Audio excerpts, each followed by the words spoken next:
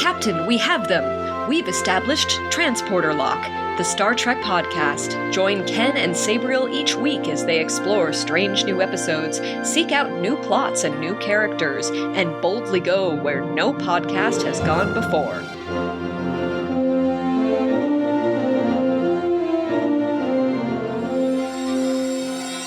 Greetings, compeers, and welcome back to Transporter Lock. I am Captain Sabriel Maston, and as usual, I am joined by my Chief Engineer, Ken Gagney. Hello, Ken. Hello, Captain Sabriel. I'm so excited that we have a visiting diplomat today, or maybe a diplomat. I'm not really quite sure how these Starfleet ranks work, no matter how long I've been in Starfleet. Like, Miles O'Brien didn't even go through Starfleet Academy. What is up with that? And he got a top billing on Deep Space Nine. I don't get it.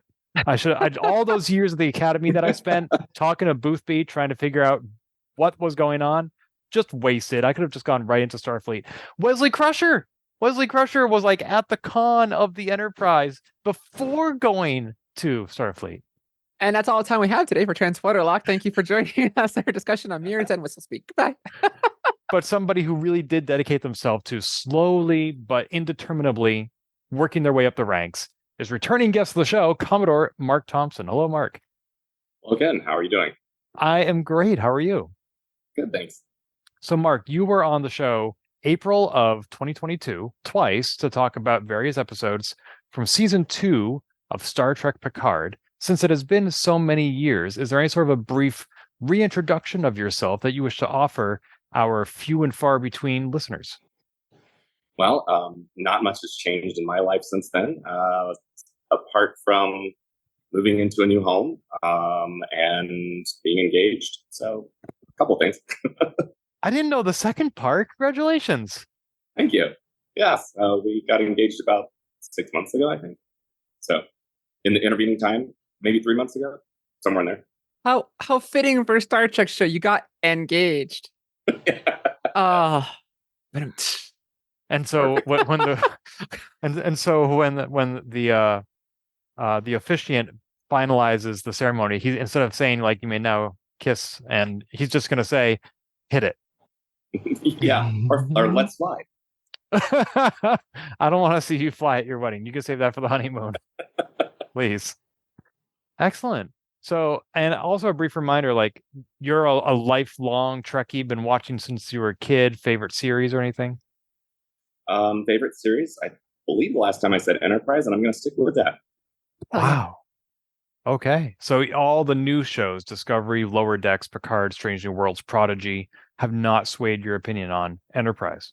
Lower Decks has come really close. I think the fact that it was set in the Next Generation era kind of puts me off, because Next Generation was probably, not popular opinion, but maybe my least favorite.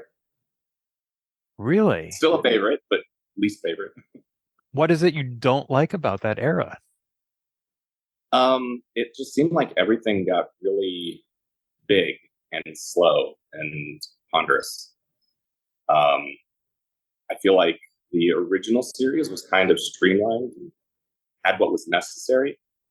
And I thought when Next Generation came out, it was just kind of a bit too loaded, and I got to like it over time. So you must really like the more action-packed approach that shows like Discovery is taking. I do actually like that. I'm not a huge fan of the serialization of it, but I do like that they focus a lot on the alien and the strange that they encounter, and I guess that's what I really liked about the original series. So if you don't like the TNG era or serialization, you must have hated DS9. DS9 was my least favorite, yes. And don't get me wrong, I still love all of Star Trek, because DS9 would be my least favorite. Yeah, that's long been my opinion. There is no bad Star Trek. There's just better and worse. Yeah. You know, it's all relative to each other. And obviously, people are going to write in and say, Ken, you're wrong. This Star Trek was bad. And I was like, okay, sure, there are exceptions, but we don't talk about the time that Janeway and Paris turned into lizards. That episode is not as bad as everyone thinks it is. It's only the last 10 minutes that's bad. Uh-huh. Yes. Anyway, we're here today to talk about 2 episodes of Discovery, Season 5, Episode 5, Mirrors, and Season 5, Episode 6, Whistlespeak, at the end of which we will be more than half done the final season of Discovery, which is sad. I kind of don't want to talk about it because that makes it real. All right, no, just don't. Thank you for listening. Sabriel, you want to kick us off with a discussion about mirrors? Mirrors.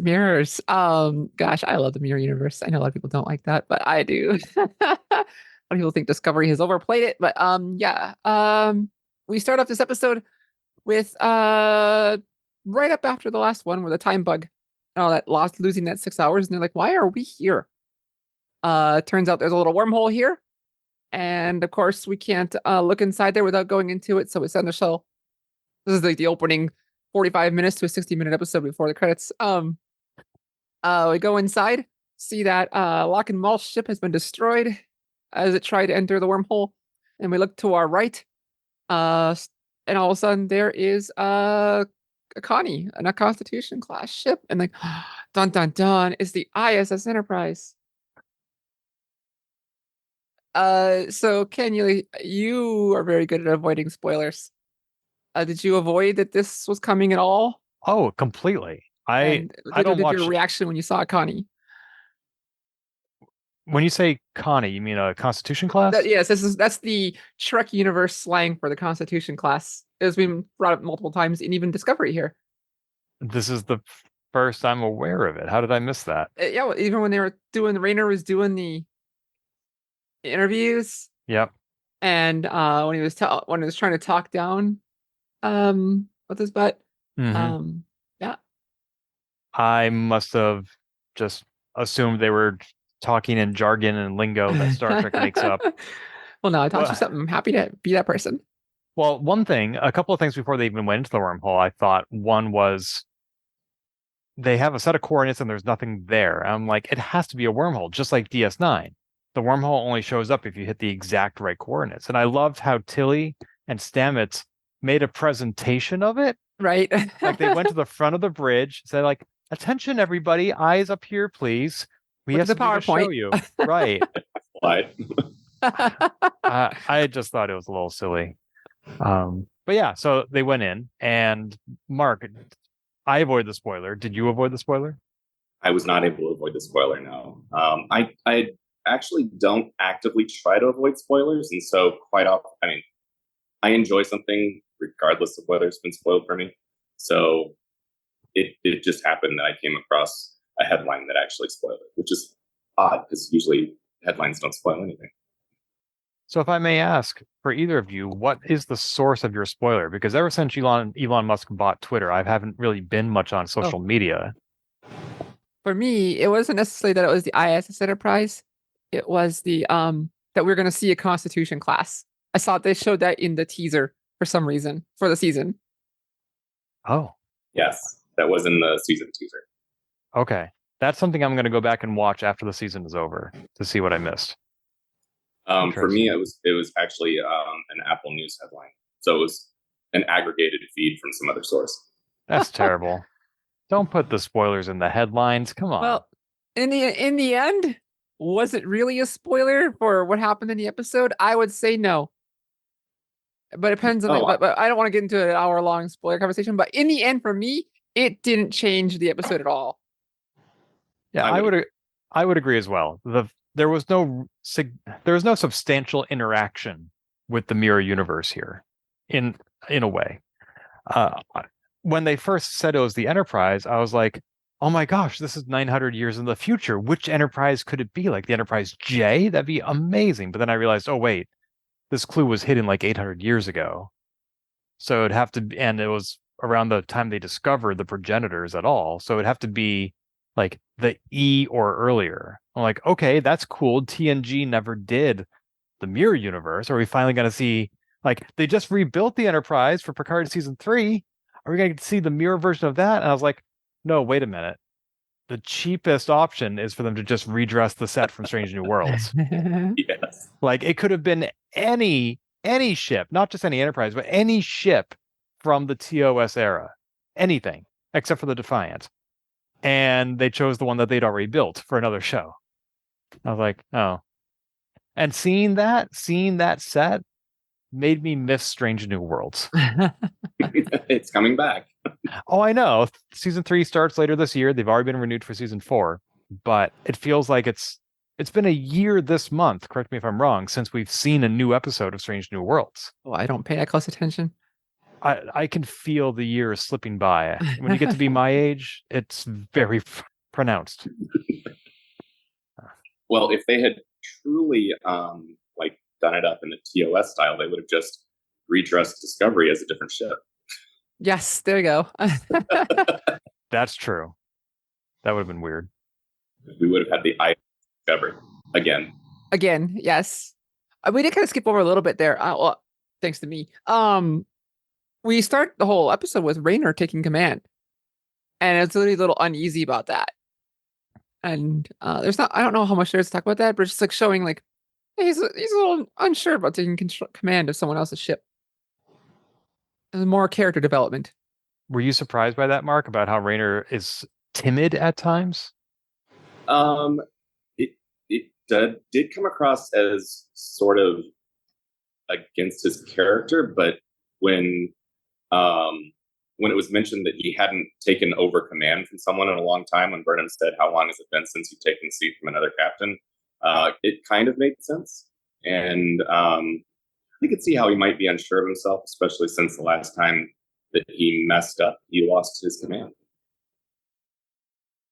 Now he's got this crew that doesn't quite jive with him yet. I have to listen to him. I don't think he necessarily agrees with the decision that cost him his command. I think he feels he made the right one, even given the consequences. So he told us. Yeah. So is he hesitant to make that same quote unquote mistake again? Yeah. Well, he did admit that what he did could have led to the collapse of the mountainside and the risk to the population center. So maybe he is doubting himself now. Mm-hmm. Maybe. And then that's basically all we see of Disco until the end. Yeah. Yes. There's not a lot going on Disco in this episode that I remember. No. They jump to at the end. It's basically entirely on the Enterprise until then. Yeah. So back into the Enterprise.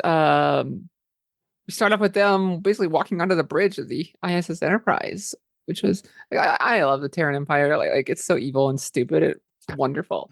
I loved all the rocks they had scattered around. In every universe, you make your ship out of rocks. There were rocks on the ship? Yeah, every time that there's a destruction scene in Star Trek, there always seem to be rocks that fly out of everywhere, and then you can actually see them scattered about on the deck of the ship of the bridge. It's the fan community calls them rocks. It's supposed to be debris and like that, Ken. But ever since the original series, you see rocks or things fly, sparks and rocks fly out of walls and consoles and everything. Those aren't rocks. Those are Horta crewmen. I'm rather astonished that you would just treat them so callously as to call them rocks. Honestly, you're a podcaster, not a bricklayer. Come on.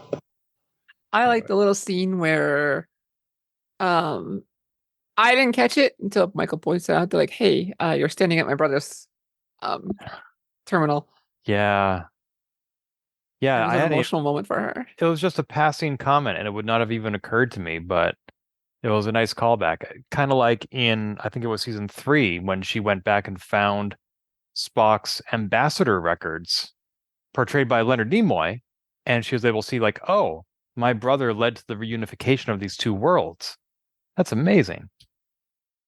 I've often said this since season 3. I don't feel like, even though the show with Detmer dealt a little bit with PTSD, I don't think they've sufficiently addressed the fact that when they went 900 years in the future, everybody they knew, loved, and was related to was dead. That's a profound loss. And these little moments help make up for that, in my opinion. So I liked it. Yeah, it is. It's something that I don't think they could really dwell on in the show and still have a lot of a storyline, because I feel like that would be paralyzing for most people. I just finished watching season 8 of The Flash, and that's a TV show that still gets like 22 episodes a season instead of 10. And I felt like, wow, compared to the Star Trek I watched, there is so much cruft here. Like there were several scenes of them I shared some of it with Sabriel, season 8, episode 16, The Curious Case of Bartholomew Allen, where they're just playing Dungeons and Dragons. And I'm like, you would never see that on Discovery. And on one hand, I love it, but on the other hand, I'm like, these are filler moments. We need to pick up the pace here. I can see how in some ways The Flash is like a soap opera, because every time there's a profound realization, the camera spends like 10 seconds looking at each person's face and how they're reacting one by one. They take turns reacting. Like, oh, is the camera on me now? Can I respond? And Discovery's like, okay, realization, let's act on it. It's funny you say that, because a lot of community discourse lately has been, I miss filler episodes of Star Trek. I do miss those episodes. I miss seeing the TNG crew playing poker. Yes, I miss the character moments. I miss the B plots, but I think season 8 of The Flash, when you get all the way to that many seasons, I think they've sort of jumped the shark. I think there's a happy medium between The Flash and Discovery. So yes, I miss those episodes too when they're done well. I love the D&D moments in The Flash, but there's a lot of other stuff happening in The Flash that I didn't like. In some ways, this episode was a retrospective and kind of delved into the backstory of a lot of the characters, including kind of a clip show of Discovery, if you want to think of it that way. Well, not a clip show of previous episodes. Oh, no, absolutely not. But we visit moments from previous episodes. We do? I don't know. That was the episode before this one. Oh, sorry, that was episode before. I'm sorry. Yep. I got you, Shmeat. I was like, wait, no, I followed you though. The clip show was before. The time bug episode. Yes. Yeah, sorry about However, that. it's a good transition, because we did get we finally learned about how Maul and Locke get together. Yes. And we got to see a bunch of clips of that happening over time as Maul and Locke. Maul is a courier for the Breen Imperium, or at least this faction of them. Yeah. And over time, she gets close to Locke, and they sneak away and all this stuff. We finally find out Locke is Breen. And they have two faces. Yes, or at least like is their entire body well, we get the whole cutaway, like we get the mask, and then we get gel form, and then we get solid form. Like, is it just their face that has this? Is their entire body? I don't think we actually know that, but I think it's just like a weird, fascinating thing. Like, how does it work? I don't know. I don't care, but it's cool. Yeah, we'd never seen the Breen faces before, and I feel like I now have more questions than answers. And there was a bit of an interchange with him and his uncle that the solid face was not supposed to be used, that was not for them, that they should be in their true form. Yeah, that was weird. Like, I mean, only weird in the sense that we don't fully understand and comprehend it, not weird in the bad sense. Like, is this something that they've evolved beyond? Is this something that an affectation that they put on to accommodate solids, and which they consider lesser beings? I don't know. for me, I thought it was like really cool in the moment. I still think it's neat. We finally get to see what they look like. However, after the episode, after a little bit, I'm like, you know what? It's cool and all, but whatever. Yeah. That's cool. Okay. I kind of wish we had never seen their faces, because I liked the mystery of it. Just in a way, it was almost like a running gag. Like nobody knows what the Breen look like. And I loved on DS9 how I think Kira actually dressed up as one before. Yeah, she right. loved it and took his suit, so she knows what they look like. Who does? Kira. Yeah. She stole the uniform. I thought did she steal the uniform off a Breen, or was it like off a clothes rack? No, she took it off him, mugged him, and killed him and took it. I don't remember that. I'm sure you're correct. I've only watched DS9 through once, which means I haven't seen it in 25 years. But, so it is known to the Federation what the Breen look like. No, it's known to Kira. That's true. But Michael seemed surprised that Uh-huh. this person was Breen. So either it's not widely known to the Federation, or Michael has not caught up on 900 years of notes. It's not, no, because no one on Discovery knew. Yeah. No one in the Federation knew. What? Oh, that's true. They even said, Maul is human, Locke we don't know. Right. That's right. And the whole thing, the little interchange about their evolved form, or they've evolved past the solid form, could also either be explained by their joining the Dominion, and so seeing their non-solid form being the more pure form, or it could be why they joined the Dominion. Oh, like maybe they're distant cousins. Yeah. Interesting. Or they see connection with somebody else, another form that's not entirely solid. That's right. Interesting. Yeah. However, once we get onto the Enterprise, we learn that he is Breen. We learn that there's an Araga on him because he basically sided with his courier, his girlfriend, against his own family. Like, he was sort of outcast on his family anyway, which is why he had shuttle bay duty or whatever. But so correct me if I'm wrong, but would either of you describe their relationship as codependent? You mean Maul and Locke? Yes. That didn't really occur to me. But they sure seem attached to each other. They are very attached. I don't think I certainly don't think it started out as codependency. No, they were both very clearly individuals. And, I'm not saying they are codependent. It is not a rhetorical question. They are clearly very committed to each other. They don't want to go to prison without each other, for example. And that's a reasonable expectation. But when he even says, I would rather die than be separated from her, like, that seemed a little extreme to me. And that is what raised a red flag for me. Yeah. Let's see that. I mean, the reason that they are in the mess they are in is because they ran off together. I mean, she helped him become who he is. You can see it. I mean, I can see it like I would say like a yellow flag, but like it seems to work for them. Yep. So And I don't necessarily think I don't know if it's a red flag. She provided him in their story. She provided him value that his family didn't see in him. They put him on. He was part of this royalty that ended up in dock duty because his uncle didn't respect him or see him as a peer, and she saw more to him than that. Maybe initially to her own benefit, but it seemed that they really, over time, became very enamored with each other. External validation can be very intoxicating. Look at Twitter. Oh my gosh, Sabriel, you're right. I hadn't even thought of that, but yes. Oh, what was that? I said, look at Twitter. External validation. Oh, yeah. It's all about the likes and the subscribes. Gosh. I really did like, though, that Locke said to Michael, if we were to turn ourselves in. He would not say that if he wasn't considering it. And Sabriel and I have talked about on this podcast before about how he might throw in the towel if it means saving Maul's life.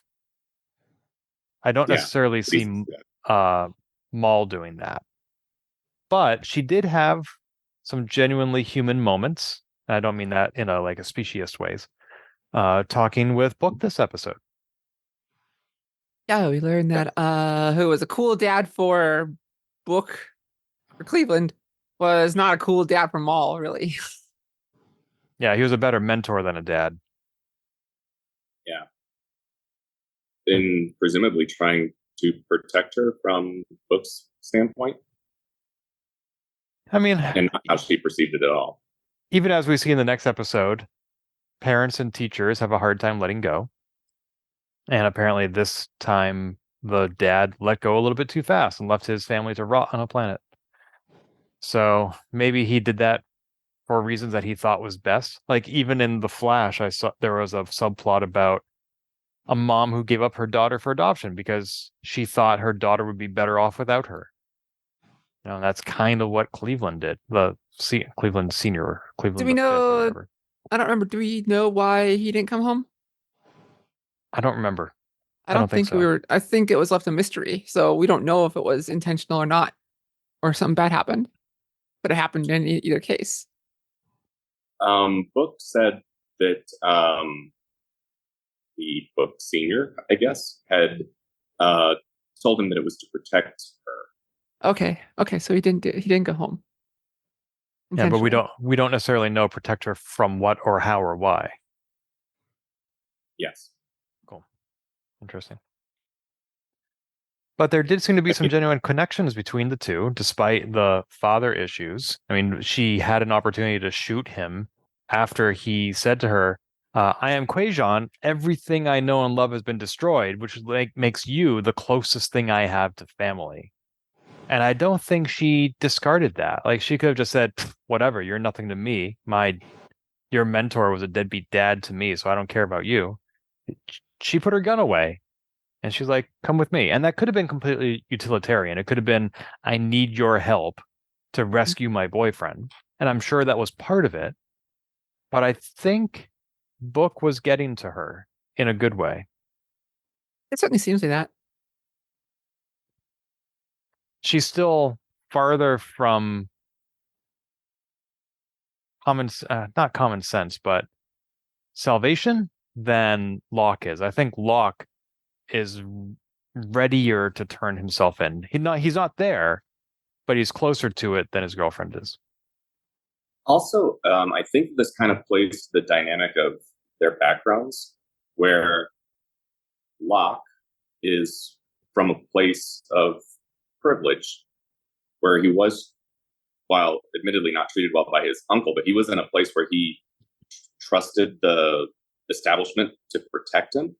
Whereas it appears that Maul has never been in a place where the establishment protected her. And so I think that as far as character arcs go, Maul will have a much further way to go to trusting the Federation than Locke would. And I kind of see that as realistic. Although both of them have had relatives betray them after a sense. Like Maul said, Dad, I need you. And Dad was like, nope, sorry, I'm off to do my own thing. And Locke was like, Uncle, I need you to understand that this is my girlfriend and to respect her and to speak in her language. And he was like, no, she's a courier. I'm going to make you kill her. I don't think it was necessarily betrayal, though.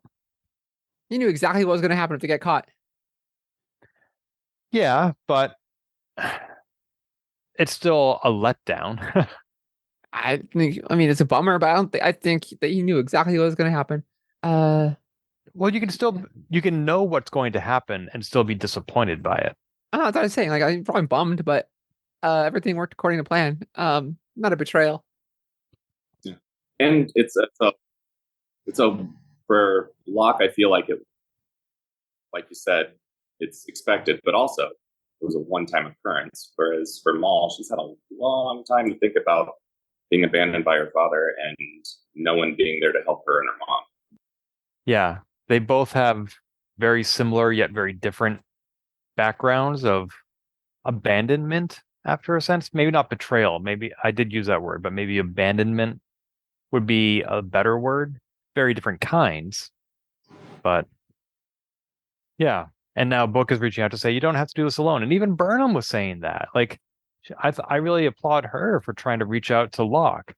Like at the end, they kept their guns pointed at each other, but at the end they were so tired. They're just like kind of sitting there half-hearted with their guns, sort of whatever, And I liked that. I admire that they understood. Yeah, we're not going to kill each other, even though like 5 minutes earlier she was the one to realize. She's like, oh crap, and she dove for cover because she realized negotiations had broke down and they're about to shoot us.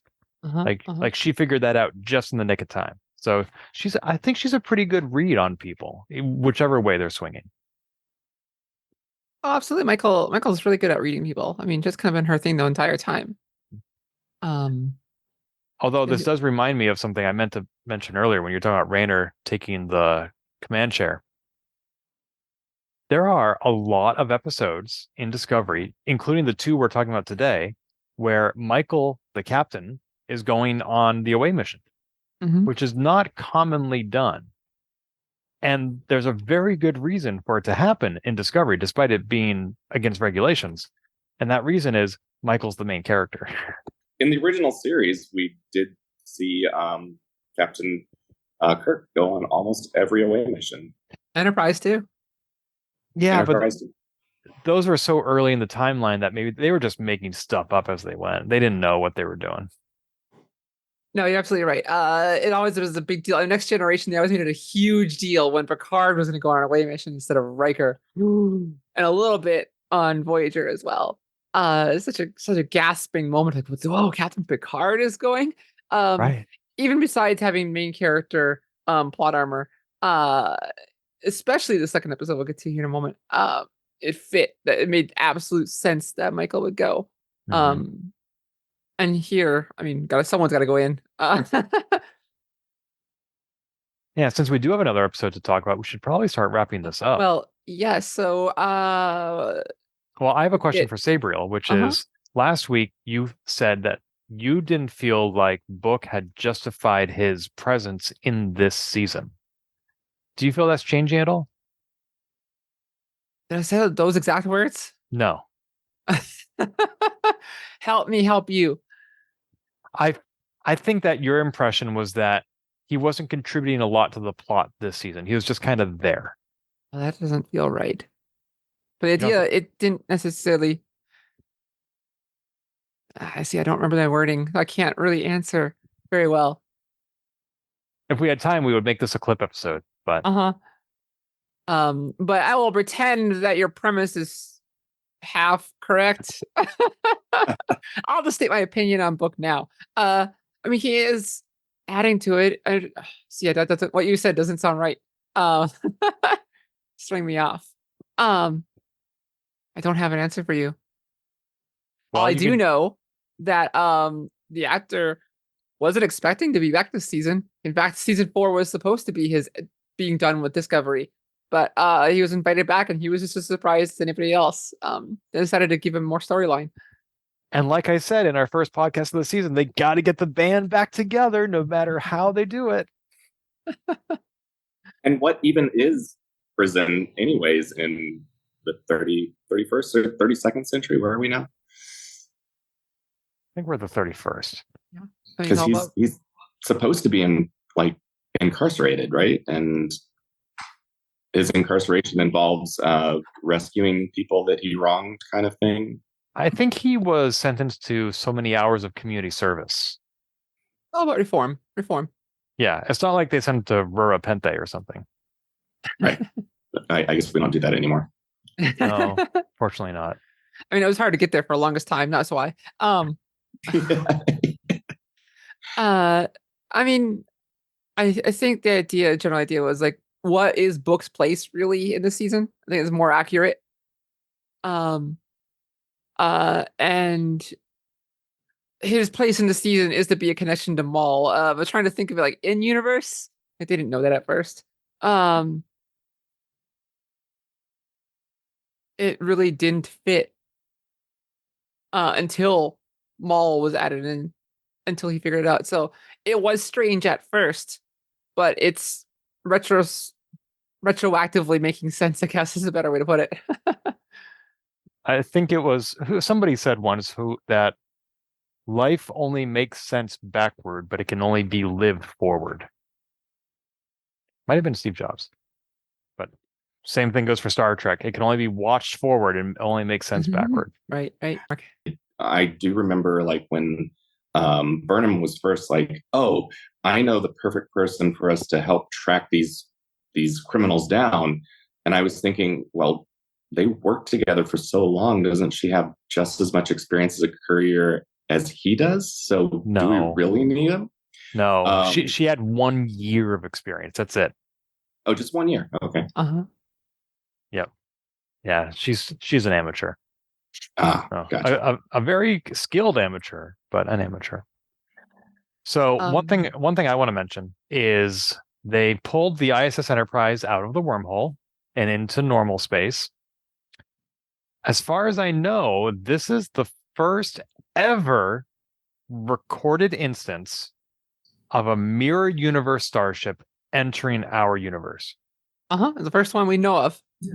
Yes. Right. There may have been what's his face, the horn rim glasses guy, said how interactions with the mirror universe have dropped off over the last 900 years. Doesn't mean there have been zero. I'm sure there were some that we don't know of. No one has talked to the Q in like 400 years, but basically any travel to the universe has been completely cut off. Because the Can't happen two again. universes have drifted so far apart. Yeah. Right. That's what I meant, just in different words. Okay. But yeah, there may have been some between, say, the end of Voyager and the beginning of Discovery. Just it was a long time ago. But yeah, I felt like they didn't make that a big enough deal. Like that could be a whole season right there. You get a Constitution class ship from another universe. Like there is just so much data and technology that could be pulled from that. And they sent it to storage. Like that's the word they use. Like, oh, Detmer got a mission to bring the Constitution ISS Enterprise into storage. Detmar and Awashikun. Yes, that's true. Both. I'm like, well, why send those two away? I know, we like them. Well, we have barely seen them all season. And also, wouldn't Reese have made more sense? Oh, yes, right? Yes, it would have been much more sense. Because he's the Connie fan. But we have to explain why these two are suddenly, for some reason, barely in this season. Yeah. Boo. And we got another connection of like in the beginning of the episode, when Raynor and Michael are talking, he's like, "Hey, I've been reading up on your culture." She's like, "Hey, I've been reading up on yours too, you little boiling cake weirdo." Why is my camera doing that? Anyway, we can leave it in, whatever. And at the end here, she uses some of his culture to help save them. It's like, hey, they're connecting. Is it 4341 or something? I think it was 1371 or something. I don't remember the exact beat, but it was in drum beats. But which was funny because if let's just say it was 1371, that also is the same thing as 7113.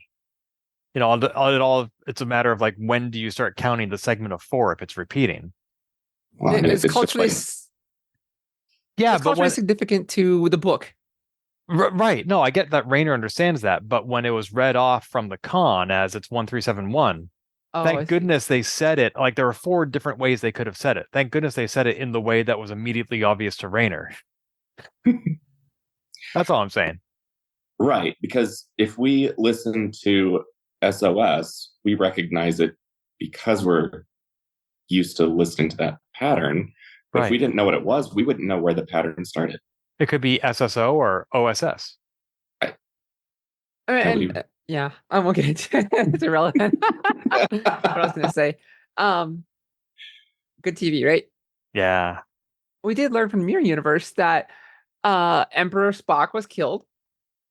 Unknown, but it was on the plaque. But that Action Saru in the Mirror Universe, apparently the plaque went on. We can barely read it. It tells how Spock was killed, and a Kelpian slave turned rebel leader spoke of visitors of another world, a near perfect mirror that cast our darkness into light. And they secured the Enterprise. He stayed behind, and our hope remains. And so we find out that people from the Mirror Universe came out into the Prime Universe and lived out their lives. That's cool. And they even have record of those people living out their lives. Yeah. Yep. As long as you know what names to look for, they're right there in the database. And that would have, by this point, been 1,000 years ago. Yeah. And yet, despite them escaping this wormhole and abandoning the ISS Enterprise in there, when it got tractor beamed out, which, by the way, is one of the coolest visual moments, in my opinion, in Star Trek history, is seeing the Enterprise tractored out of a wormhole. With its own tractor. Yes, you're right. That was a cool graphic, like old style. Yeah. Yeah. And when they finally get it out, there's still one more escape pod left for Locke and Maul to use. Of course. Yeah. They said like it was some like warp tube or something like that, because they had mentioned before all the escape pods and shuttles are gone. Like, but they still found something that had warp capability and got away. Very convenient that one was left behind. Trans warp pod or something? Is that what they said? It was like a warp pod. Yeah. It was made up words that I don't recognize. Not transwarp, but it was a warp pod. Oh, sorry, warp pod. Yeah. Yeah. What is that supposed to be? It's a plot device. Yeah.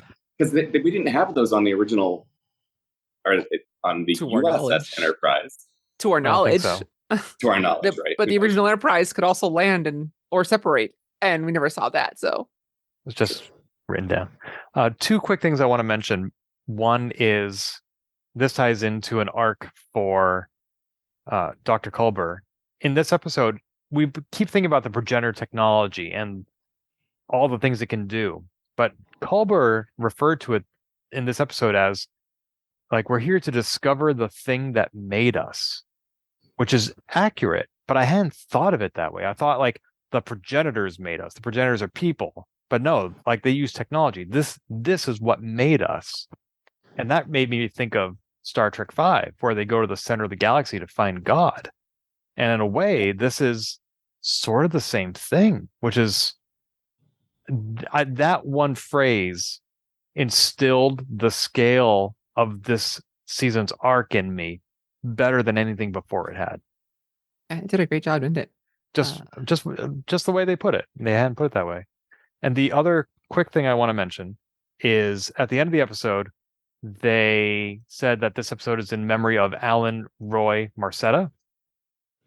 And for those who don't know who he was in the art department for Star Trek Discovery. He worked on 13 episodes. He died in 2022 at the age of 48.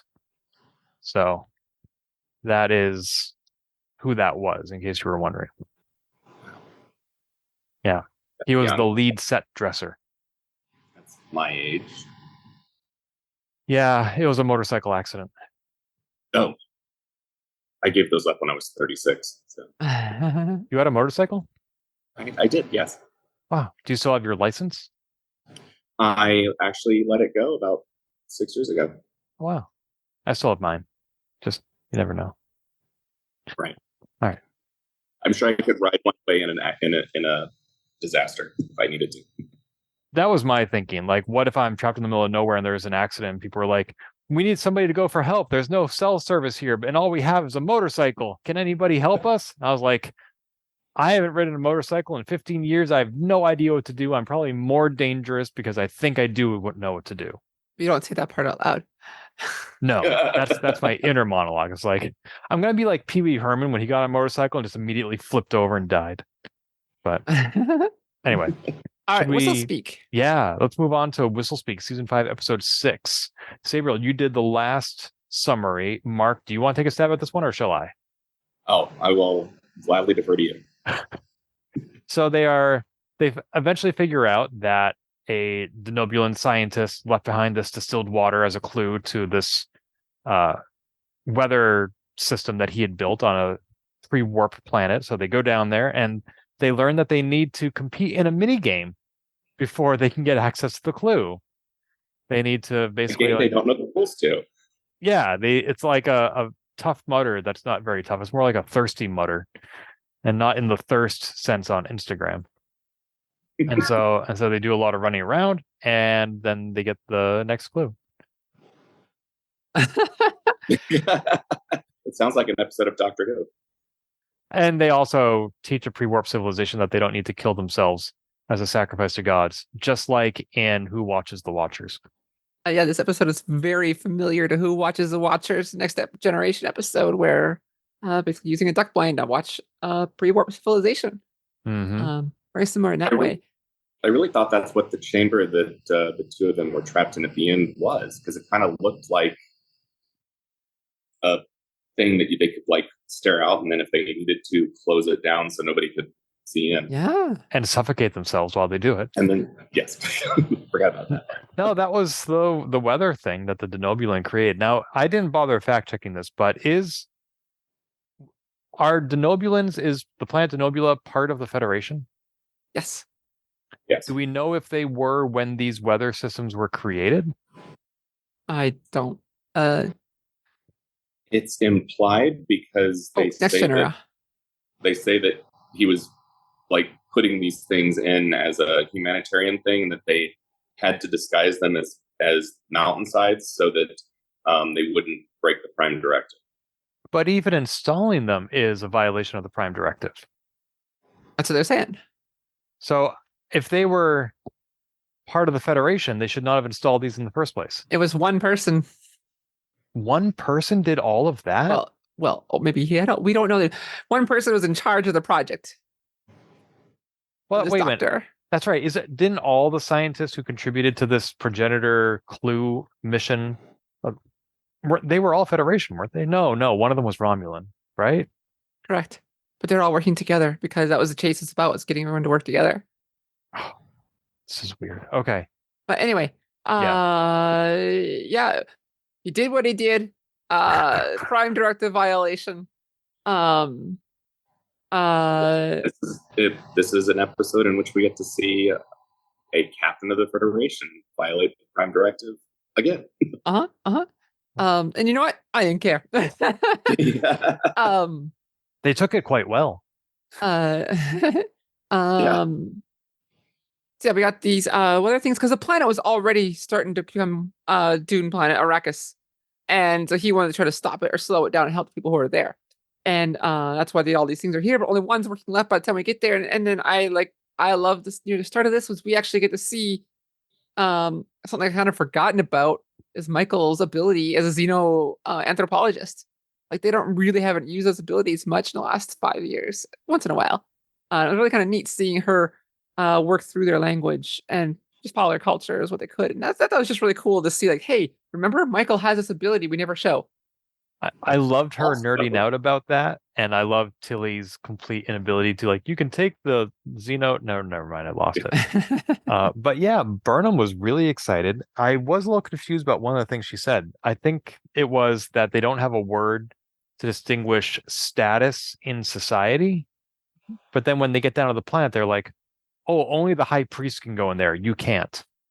I'm like, that feels like a status in society to me. There must be a connotation I'm overlooking. Also, there was a teacher and student, and I feel like that kind of like status. I think they meant more class, like caste or royalty, or compeer is a word meaning equal. Oh, okay. And so they were all compeers of each other. They might have a high priest person who is the leader of their religion or leader of their services, but we don't, as viewers, we weren't given enough time on this planet to see what that looks like as a society. So we have to just take Michael's comment for what it is because they didn't explore that here at all. Right. Also, there was one thing Tilly said at the end of that scene that kind of stands out was, we could always use we always have a place for you at the academy. So we might see Burnham in the future series. Yes, I hope so.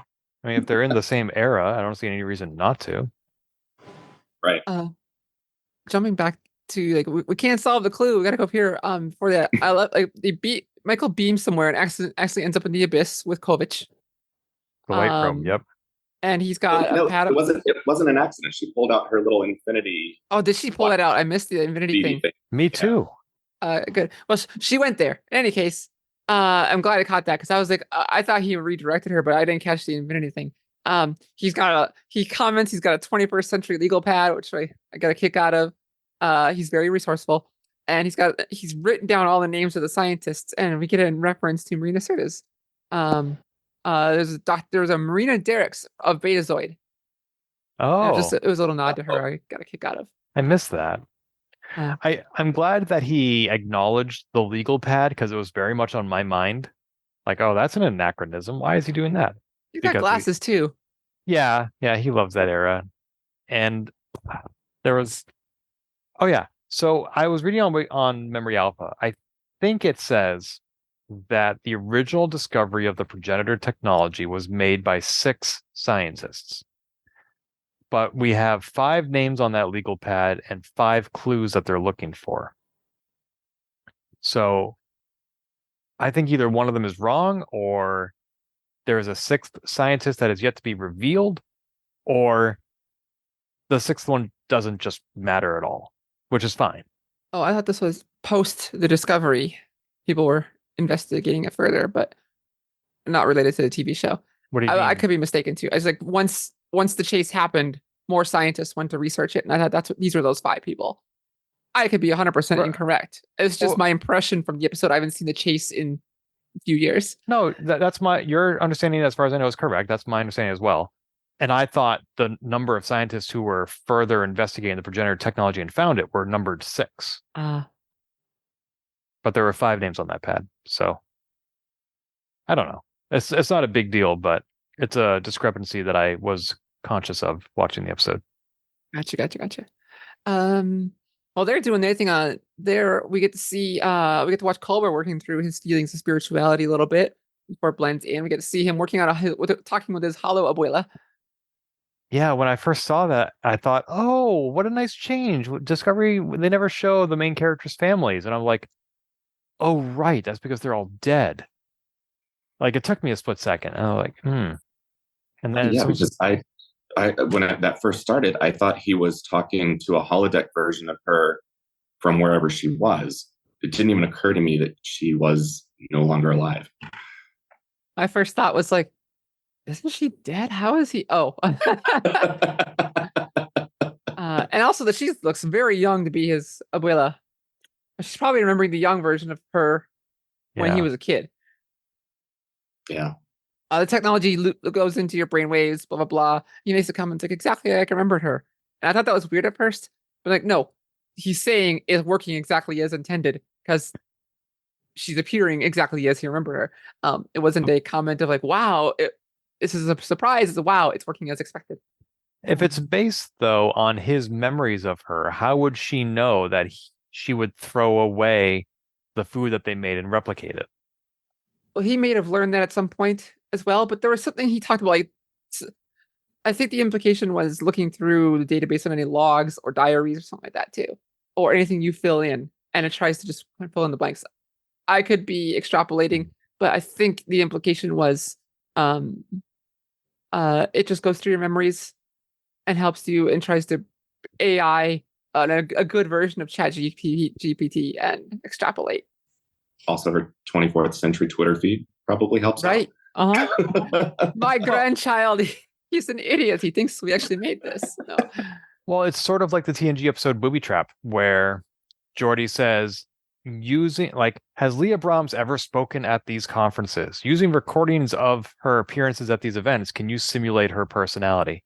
Just like synthesize all these different sources of data, omit the fact that she's married, and create a version of her. And boom, there you go. I think the Orville did a similar thing where they had somebody's cell phone from the 21st century. And they said, like, using all the photos and Instagram reels and 1 second everyday videos on this phone, recreate the person who owned this phone. And the holodeck did a pretty bang up job of it. So yeah, I can totally see that it uses his brain waves, but not exclusively. Yeah. That makes sense. Well, and we're already experiencing that with AI being able to cobble together things that somebody else might have written. But they tried to do it with the George Carlin comedy special. It was a little like faked and nudged, but they tried to do it, make a brand new George Carlin comedy special. Well, some people use his likeness without permission, make a new special recently. I was not aware that happened. Sounds Uh, terrible. Yeah. Speaking of new technology, what do you all think of the retinal tricorders? Wow. Yes. Well, also in subdermal communicators, which I guess why not? But like, why wouldn't everybody have one? I think they kind of had those in Who Watches the Watchers. Okay. I don't remember. I mean, I remember Troy talking to Data, and she wasn't holding a device. She was just very quietly muttering to herself. But it would seem like that would be something that you'd want on every away mission, so that you didn't like drop your communicator or your badge didn't fall off or something like that. You would Maybe think, right? Yeah, maybe it's very much a invasion of privacy type thing. We've come so far. I do kind of like how Discovery has just dispensed with technology as something that is separate or needs to be dealt with. Like, and maybe that's partly the fast pacing of only 10 episodes a season, but we haven't seen like things go wrong with the transporter, things go wrong with the holodeck. You know, people get stuck somewhere they're not supposed to be. It's like, you want a phaser, it just appears in your hand. You want to beam somewhere, boom, you're there. You want to scan something with your tricorder, just look at it. Except for this episode, that room was made out of tritanium. Right. Yeah, mirrors and this episode, their hollow tricorder doesn't work. Okay. But in a way, it's sort of the opposite of what Enterprise did. Enterprise said, let's go back to when we didn't have these technologies, transporters, shields, phasers. What was it like when it was just people without technology? And Discovery is kind of answering the same question via completely different means. Like, what if the technology is just there and it works? You don't have to walk somewhere to get to a transporter room. You just want to be somewhere you go. You want a phaser, you got it. And I kind of like, on one hand, since I love TNG, I kind of hate what Discovery is doing, but I also kind of love it. I'm also a little bit miffed about when they, I don't know if it's a writer's room thing, but when do they decide that they're going to walk somewhere and when do they decide they're just going to poof there? Just, it seems kind of random. So I think they learned this from the West Wing. They walk when they need to talk. Yes. I can see that. So definitely a writer's room decision and not in-universe decision. Well, it kind of reminds me of the TNG episode with Lieutenant Barclay, where like the ship is about to tear itself apart at high warp, out of control, and they need to identify the substance that has affected the warp drive. And Geordi and I think it was Data. They're like, Captain, we have a working theory. We're headed down to the cargo bay to test it. And they're walking to the cargo bay. And the computer's counting down like 2 minutes until hull breach. Like, yep, we're just going to stroll there. It's okay. Instead of a more emergency site-to-site transport, which they had. Or even just a brisk walk, maybe. But no. Anyway. Speaking of walking, we saw Tilly running in her race, and Michael, of course. But the reason I mentioned Tilly is because I really liked her mantra: a body in motion will remain in motion. It's Yes. Newton's first law.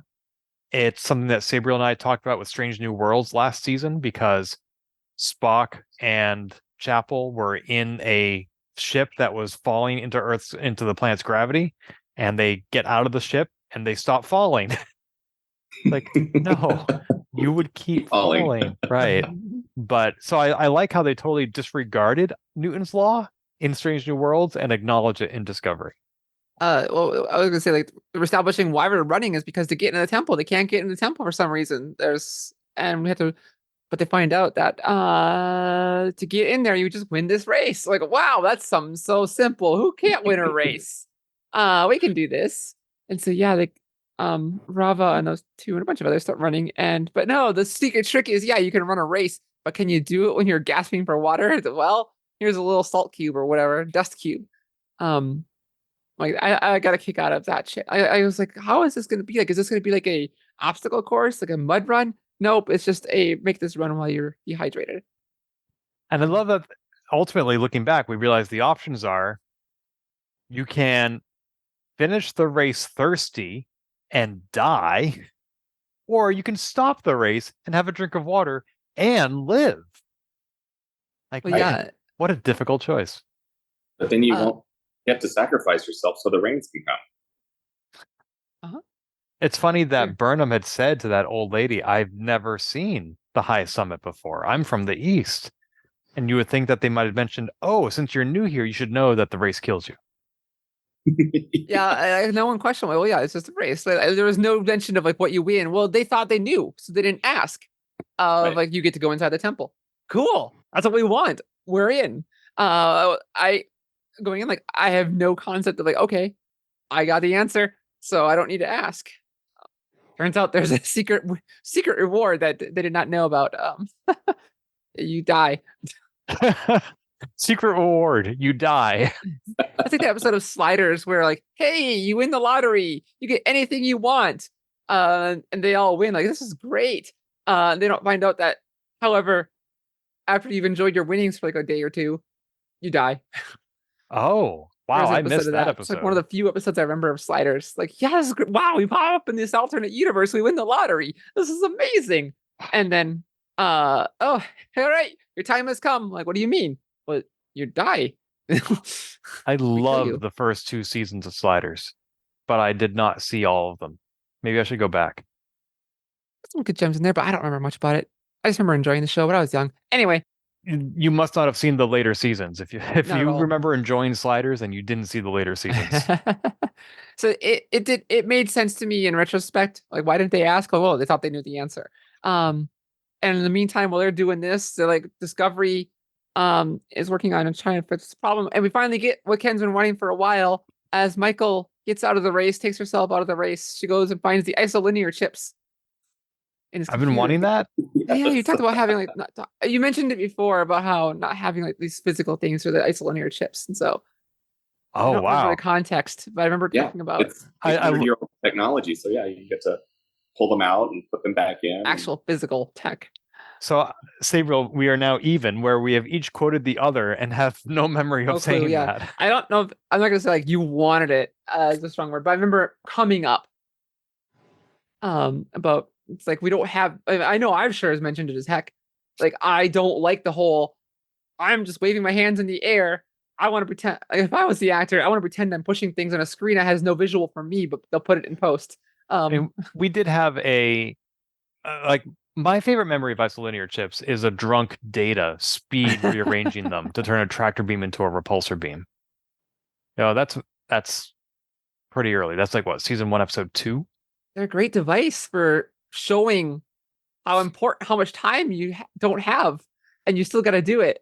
I mean, they do it in lower decks as well. Like they have to find like which of the isolinear chips in this massive room is the broken one. You have to test each one individually.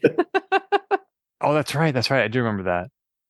But it's just so strange because it's kind of like that is not future technology. That is a PDP-8 machine with switches. I'm like, come on. I was almost a little surprised when they went on the Mirror Enterprise. And you remember when on Enterprise, on the show Enterprise, when they went on to the Mirror Defiant, right? And they were like, "Oh, we know this is from the future because it has so many blinking lights." Like, oh, that's how we know it's from the future, is because it has all these isolinear chips. Like, no, that's 1960s technology, which is exactly when Star Trek was made. Anyway. Tilly wins or gets to the end of the race. Tilly and Rava have been helping each other get through the race, and Rava gets disqualified after dropping their water. And Tilly's like, no, I'm going to help them. Goes and pours some of her water into Rava's bowl. Like Tilly's like, yay, we tied. We both are the victors. That was the moment where you knew something was off because the father looked so relieved that she had spilled her water. He's like, yeah, oh darn, my child has failed the test. Darn. Right. And you're like, oh, is that a good thing? All right, we're gonna get you, enjoy your water. We're gonna shove you into this room. Thanks for your sacrifice. Goodbye. And so he's like, what? Yeah. Well, wait, no. And then it's closed. They touched on Tilly. They keep asking her, like, hey, what's going on at the academy? And every time she's about to have the conversation, something interrupts them. Yeah. But we did get a little bit about how one of her students is asking, like, should I quit? And it's like, what's going on here? Like, what have we gleaned so far from the last 2 episodes about how things are going at the academy, other than not good? Well, it didn't seem like it was an isolated incident though that she was talking about, because she said we're doing something wrong because this is happening more frequently than it should. That people are just leaving the program. Like, and like the first episode or two, Tilly was commenting about how, like, I suppose I can't just force all my cadets to get into dangerous situations and make them bond together. Um, Which is what happened in was that a Star Trek short? that was in season 4 of Disco. Oh, okay. Where she ended up who's like getting lost with a whole bunch of cadets on a shuttle. Yeah. Can't It's do like- that for every class. It's like, what's the missing piece that she's trying to figure out is going to solve here? Like, I'm wondering what is going to be that missing piece. She goes, aha, and now I can do my job as commandant or whatever of Starfleet Academy. No. Mark is the Commodore. Yes. Commandant. I know. With the Commodore, that sometimes the base commander, sometimes, like you said, an ambassador. You never know. Yeah. I wonder if she's going to realize how much she misses being on a starship, and she's going to rejoin Discovery just in time for it to be canceled. No, I don't think that's going to happen. No, I don't think it will either, because I think the Starfleet Academy show is being set up as a spin-off of Discovery, which really needs it to have actors or an actor from Discovery. So yeah, I think she'll be there. Like, maybe we just don't know. We don't know why things aren't going bad. Like, we can't know yet. Like, is it structure? Is it that people aren't working together? Is it whatever? And I just don't. I'm curious to see what Tilly's aha moment is going to be, or if it's going to be, wow, when we all work together. Like, well, Tilly knows that already, so I don't think that's going to be it. There's going to be something else. Maybe they're going to set it up as the mystery for the new series. There you go. Just keep teasing it and never actually. Oh, just like every season of Discovery before this, or Picard. What's the mystery? What's the mystery? Let's see. We get in there. This did lead to some interesting to me discussions of spirituality versus or not versus spirituality and technology. Like, I mean, to use a term, like, our high priest had to have a coming to Jesus moment.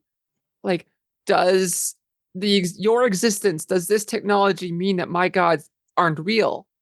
And I like Michael's comment was like, nothing we've shown you means gods don't exist. It's just like that we also exist. Uh-huh. And Stamets is coming at it from the other end. Just Or because Culber. now I have Culber, sorry. Just because now I have spirituality, does that mean that my pursuit of science doesn't mean anything? Or what does that mean about my pursuit of science? Yeah, outside of the Bajorans, we haven't really seen a lot of Star Trek characters grapple with religion or come to accept it, really.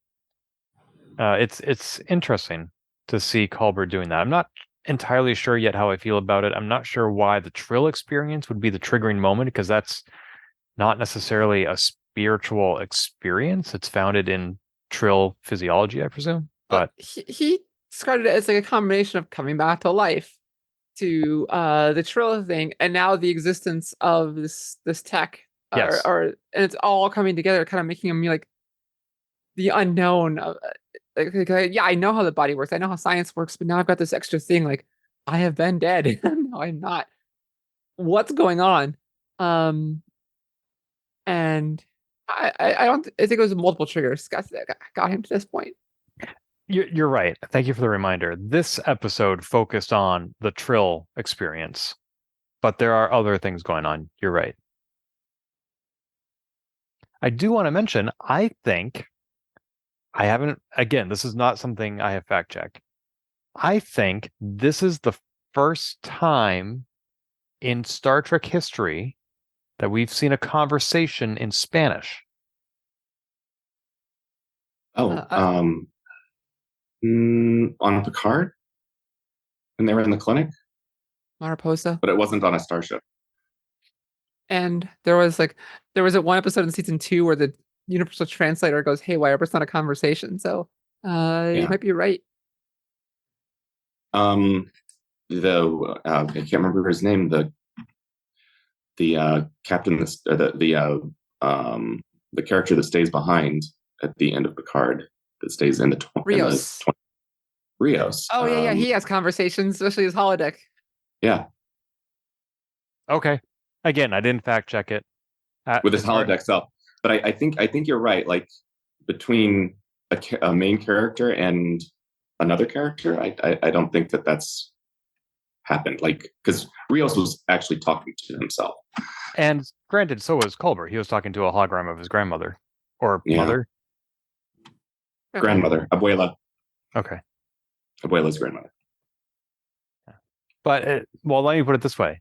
This is definitely the farthest into the future we've ever seen a conversation in Spanish.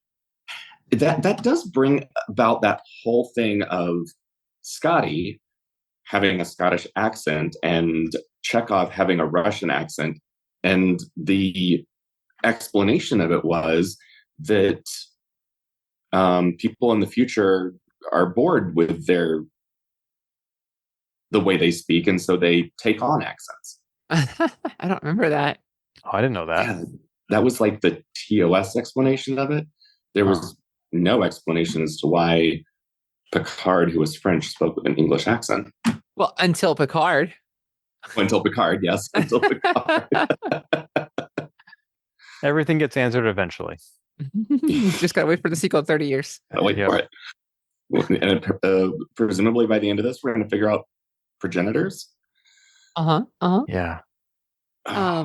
We had a book is also on this episode a bit. He's like, I don't know what to do. I've got nothing to do. And he has a conversation with Culber. He's like, you just gotta keep yourself distracted. Like, I know you want to help, but there's literally nothing you can do. Find a distraction. Asteroids. Yes. Yeah, we come back to him later. He's on a shuttle pod playing Virtual Boy. On a shuttle playing Virtual Boy, and I'm like, yes, finally a real video game in Star Trek that isn't something stupid like the Strategema. Oh, you said it, Virtual Boy? Well, I'm kidding. It was all red. I thought it was Asteroids. No. Virtual Boy had the whole red vectors. That's his thing. Virtual Boy was a game system. Yeah. Kind of like the original game. The original Game Boy was black and white. The Virtual Boy was black and red. I missed that one. I was making a bad joke, but yeah, he's playing an actual video game. I'm like, cool. This is Star Trek's first video game. Besides, except for the thing that they wore on their head that they had. I watched that episode just last week. The game with Ashley Judd and Will Wheaton. Right. What a silly game. Or I'm gonna put ball in a cup. Yep. With my brain or fingers. Yep. That's that one. That's right. But I liked it. He had a comment too for the book and Culber. As Culber's trying to figure things out too. Still, he comes to an alien. How better to learn about humans when you talk to an alien? I like his little comment of Culber, or excuse me, of books. Like, it's an odd quirk that this human tendency to consider something less meaningful if it's just for yourself. I'm like, yeah, we do that. We do that. Yep. This pre-warp civilization, 0 ridges, 0 nose modifications. They look human. I was surprised when Michael and Tilly exposed themselves to the aliens. I thought they were going to try to be more... Revealed themselves to the enemy. Or to the aliens. Not like that. They weren't wearing trench coats, but I just thought they were going to try to be more subtle. Nope, right away. Cool, let's blend in. But normally, you're right. They normally would in other Star Trek episodes. I was, speaking of the aliens, I was disappointed in the title of this episode because the whistling was not critical to the plot. If when Tilly and that young woman were trapped in the Tritanium chamber, the young woman had taught Tilly the song by whistling it, I thought she was going to do that. Right, that would have made just a little bit more sense. But other than at the end of the episode, they fly off, or rather they black alert off, and we hear whistling on the planet. I was like, I'm sure there's more meaning there. I'm sure there's metaphor that I'm missing about how they communicate and care for each other. But I just want something a little bit more obvious. Also, with the whistling, when it first came up, and when Burnham was listening to it in the ready room, I seriously thought that, or I guess it's her ready room. Anyways, I seriously thought that it was BB-8 from Star Wars. I I was hadn't like, caught that at all. why is BB-8 here? But then I was like, oh, it's actual whistling. That's awesome. For point of clarity, I'm pretty sure Rava was non-binary. Yes. Burnham brought that up in her analysis of their language, that they have 3 genders. And repeatedly, their father called them they. So, yes. I apologize. I was not aware of You that. watched it this morning. It's hard to remember these details. I scrubbed through it again just before we started talking again. So, Well, I'm not going to go back and edit this episode to correct my error, but I will get it right moving forward. yeah, no. Book and Culber talk about spirituality again. There's just a strong sense, and then we close with Discovery jumping to Maul and Locke's location. Yep, and we have Adira gaining some confidence on the bridge. Yeah, Adira's like, at the beginning, Raynor's like, Adira's there being very nervous, just like Tilly was when she first started, being on the bridge, and Raynor's just like, yeah, they wanted to be on the bridge. And Adira's like, oh, not right away.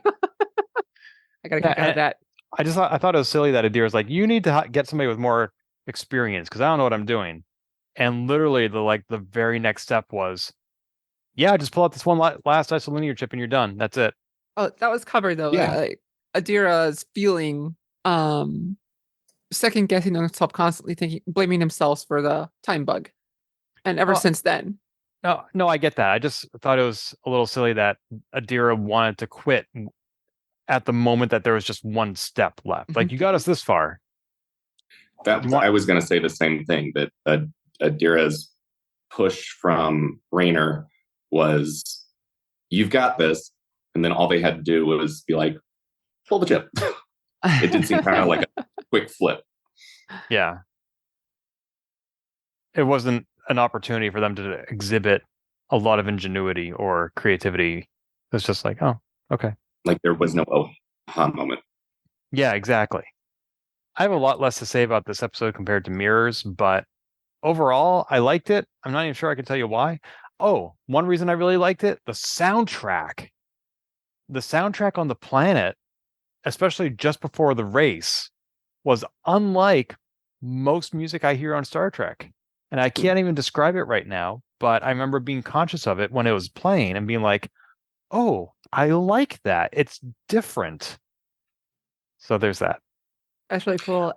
Even in Mirrors, you could hear the Discovery Mirror Universe theme pop up here and there. And I was like, oh man, I haven't heard that for a while. I kind of missed it. Oh, I need to go back and look for that or listen for it. So yeah, I feel like, I don't know. I think I'm getting more curmudgeonly as I get older. I kind of felt like I went into these episodes wanting to not like them for no reason that I can explain. And I failed. I failed to not like them. And I was like, yeah, this is fun. I'm having a good time. So there's that. I think one of the reasons why I want to not like them is so that I can justify in my head the end of the show. Like, it's terrible and I won't miss it, but I think I really will miss Discovery when it's gone. I'm really enjoying this season of Discovery because they're finally like doing like, yes, this is everything I want in Discovery. They're finally doing it and they're pulling the rug up from underneath us. I really enjoyed these 2 episodes. I've enjoyed all the episodes this season so far, a lot, and even this one. I remember actually thinking like, wow, I really like that episode today when I watched this. So I like it because it advances what we know about the Star Trek universe. It doesn't like sit in one era like DS9 and Discovery and TNG were all kind of in the same era. It pushes it forward a lot like TNG did with TOS. There was this article, I think it was on Polygon, about how the first 2 seasons of Discovery, they were living in the past under the shadow of TOS. The 3rd season, they had to establish themselves in this new era. And season 4, this article had some explanation for season 4, and they were basically saying season 5 is finally Discovery's opportunity to do whatever they want. and they were really looking forward to it. And this article, I think, was written before news of the cancellation. So there's that. But yeah, it's such a shame that these shows get canceled when they're on the cusp of greatness. Also, when at the very to bring it back to the episode, at the very end when they said that they discovered the are we on the fourth piece or the third piece? I think they're looking for the fifth piece now. So when they discovered the fourth piece of the puzzle in the fifth tower, there was a metal card attached to it, and kind of in my mind, I thought it was like a bouquet of flowers with a "I love you" card written in Bajoran, or not Bajoran, Beta. Beta. Yeah. Which So it just seemed so odd. When they said it was Beta Z, I had a couple of thoughts. One was, are we finally going to see more of Beta Z? And secondly, the Romulan stanzas that have ultimately led them to Trill initially suggested they should go to Beta Z. Mm-hmm. And it would be funny if, like, oh, good thing we didn't go to Beta Z to look for the second clue. It's the fifth clue that's there. We would have hated to have done these clues out of order. But just like how the Denobulan clue did not lead them to Denobula, I doubt that the Beta Z clue is going to lead them to Beta Z. True. Very true. And some other undiscovered planet that was rescued by the Beta Z scientist. Or something. It'll have something to do with their history, kind of like how the mirror scientist hid the clue on the mirror starship. The Denobulan scientist had it in a water-making station. Yeah. We'll figure something out. Still, and to me, it was a huge stretch to go from distilled water to, oh, it's on this planet. This air planet. And ultimately, they weren't even in the right tower. They were in the third tower. The clue was in the fifth. Well, they weren't in the right one because that was the only one they could read or get to safely. Yeah. Right, but they didn't know when they planned the clue 800 years ago that would be the case. Uh-huh. But those were the scratchings on the glass vial, was the fifth tower. Correct. Yeah. And that's not the tower they went to. No. Well, they didn't know that yet. Right. Yeah. And but like all five towers could have been operational, and then if the 5 symbols hadn't been scratched in every tower, then they would have been searching a while. But they also could have, instead of just going like, let's go right to the one tower that's still working. Granted, I don't think they knew at the time that had been 5 previously. But if they had just done like some anthropological research, it'd be like, hey, there are some markings on this vial. Now that we know what planet we're going to, let's see if we can match them up. I feel like they forgot about the markings as soon as they went to the planet. Well, they said it was damage when they were looking at it originally. But there's these scratches on the vial. Maybe they didn't know they were intentional. Yeah, possible. They didn't match any symbols in the Federation database. How convenient. Well, we should probably start wrapping up. Any closing thoughts on this episode, either episode, the season? No, I think I already said mine. So, Mark? Well, I've been really impressed by the season. I'm actually excited to find out how much they reveal about the progenitors and how supposedly everybody in the universe was made, in the galaxy was made.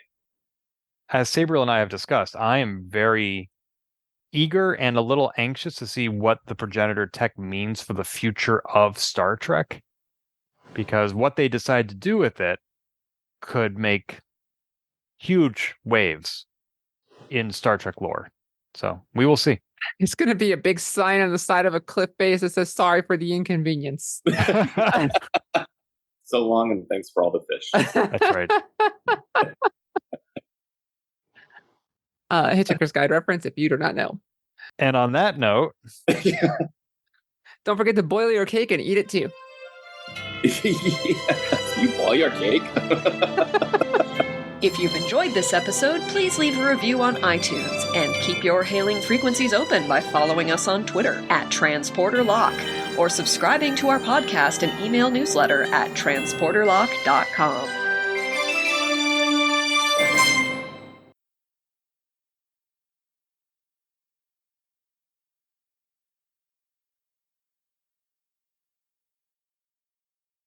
like, I am quite Qui-Gon? Is that what it is? You're close. You're Quajon. You're Qui-Gon. too close to Star Wars. Yeah. Thank you.